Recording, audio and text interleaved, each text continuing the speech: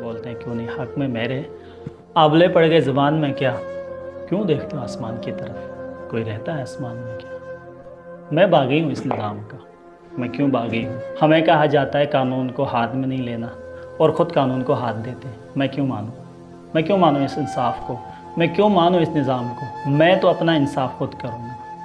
मैं कभी भी किसी इंसाफ के लिए किसी के दर पे भीख नहीं मांगूंगा। मैंने देखा है, मैंने सुना है, मेरी नज़रों के सामने सब कुछ हम देखते हैं, सुबह देखते हैं, शाम को देखते हैं, दिन रात आए रोज़ एक हादसा पेश आता है इस मुल्क में। आए रोज़ कोई ना कोई हादसा ऐसा पेश आता है जो हमारे रोंगटे खड़े कर देता है। हम डरे हुए हैं, हम सहमे हुए हैं। किसी भी मुल्क में कहा जाता है कि नौजवान उस मुल्क का सरमाया होता है, लेकिन रियासत पाकिस्तान के जो नौजवान हैं आज मायूस हो चुके हैं। हमें डर है कि हमें किसी जगह पर मार दिया जाएगा, हमें कहीं बागी करार दिया जाएगा, हमें कहीं कहा जाएगा कि ये बागी है, ये रियासत का बागी है, इसको मार दो। हम आवाज़ नहीं उठा सकते, हमारी आवाज़ें दबाई जाती हैं। आप सबको पता है कल का जो हादसा हुआ है बलूचिस्तान में, एक माँ फरियाद लेके कुरान मजीद को अपने हाथ में लेके अपने इदारों से इंसाफ की भीख मांगती रही। मेरी बच्चियां, मैं एक सरदार की प्राइवेट जेल में हैं, निजी जेल में कैद हैं। मेरी बच्चों के साथ वो रोज़ ज़्यादती करता है, मेरी जवान बेटियों के साथ वो ज़्यादती करता है। उसने बार बार इल्तिजा की, रो रो के कुरान शरीफ को, यहाँ तक कि उसको बताना पड़ा, कि मर के बताना पड़ा कि मेरी जान खतरे में है।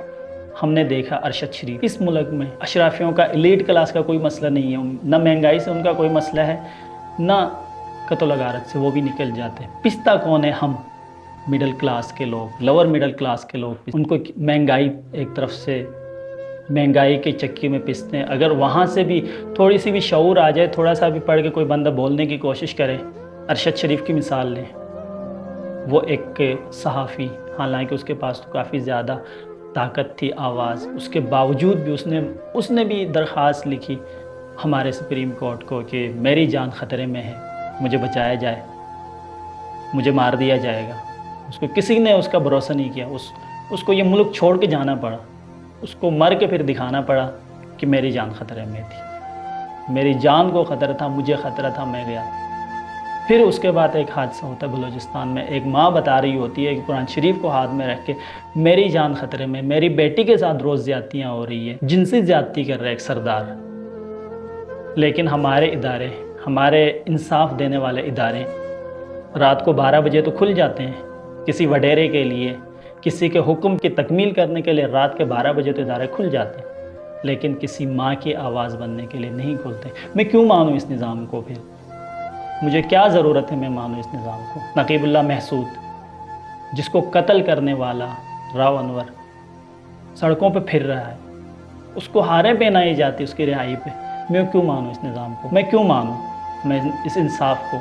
मैं क्यों तलबगार हूँ इस इंसाफ का? फैसलाबाद में एक हादसा होता है, बच्चों के सामने उनके वालिदैन को गाड़ी में CTD छलनी कर देती है। वो कहा जाता है, वो कहता है कि मैं दहशतगर्द नहीं हूँ, मैं दहशतगर्द नहीं हूँ, हम दहशतगर्द नहीं। वो अपने कार्ड भी दिखाते हैं, उसके बावजूद भी टारगेट किलिंग करके हमारी पुलिस इस्तेमाल होती है। CTD बन के, CTD के नुमाइंदे उनको मार के ये डिक्लेयर करने की कोशिश करते हैं कि ये दहशतगर्द थे, जबकि वो रो रो के उनके बच्चे बताते, बाद में तहकीक करने में पता चलता है वो कोई दहशतगर्द नहीं थे, वो एक शरीफ फैमिली थी। इसी तरह के रोज़ वाक़यात हमारे सामने पेश आते हैं। ज़ैनब कत्ल केस, एक छोटी बच्ची के साथ ज़्यादती की जाती है, उसको कत्ल करके मार दिया जाता है, उसकी जिनसी ज़्यादती करके कत्ल कर दिया जाता है, लेकिन बाद में क्या होता है? इंसाफ नहीं मिलता। तो फिर मैं क्यों मानूँ इस निज़ाम को? मैं क्यों जाऊँ किसी के पास? मैं क्यों कहूँ मुझे इंसाफ दे? मैं तो जहाँ तक हो सके मैं खुद करूँगा अपना इंसाफ, मैं तो अपना इंसाफ खुद करूँगा। इस तरह मुल्क नहीं चलता। रियासत किसी भी शहरी की माँ होती है, आज वो माँ मर चुकी है, कोई माँ ज़िंदा नहीं। जैसे कल को वो जिस माँ ने कुरान शरीफ को हाथ में रख के इल्तिजा की थी, जैसे उस माँ को मार दिया गया है, रियासत को भी मार दिया गया। ये रियासत नहीं है। यहाँ पर हम बटे हुए हैं, कोई नून लीग, कोई PTI। किया क्या है PTI ने? क्या किया नून लीग? PTI के दौर में हुआ था ना फैसलाबाद का हादसा, ज़ैनब केस किसके दौर में हुआ था? और उसके बाद ये किसके दौर में हुआ है? पेशावर में हमले किसके दौर में हुए थे?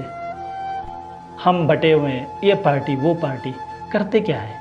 کچھ بھی نہیں کرتے، اپنے لیے ووٹ سنبھالتے ہیں، اپنے لیے کرتے ہیں یہ سب۔ عمران خان نے صرف کوشش کی تھی کہ یار میں ان کے خلاف آواز اٹھاؤں گا، اس کو بھی ہاتھ دیا گیا۔ جیسے کہ ہمیں کہا جاتا ہے قانون کو اپنے ہاتھ میں نہیں لینا، اور جیسے بات آتی ہے تو وہ ہاتھ پورا دیتے ہیں۔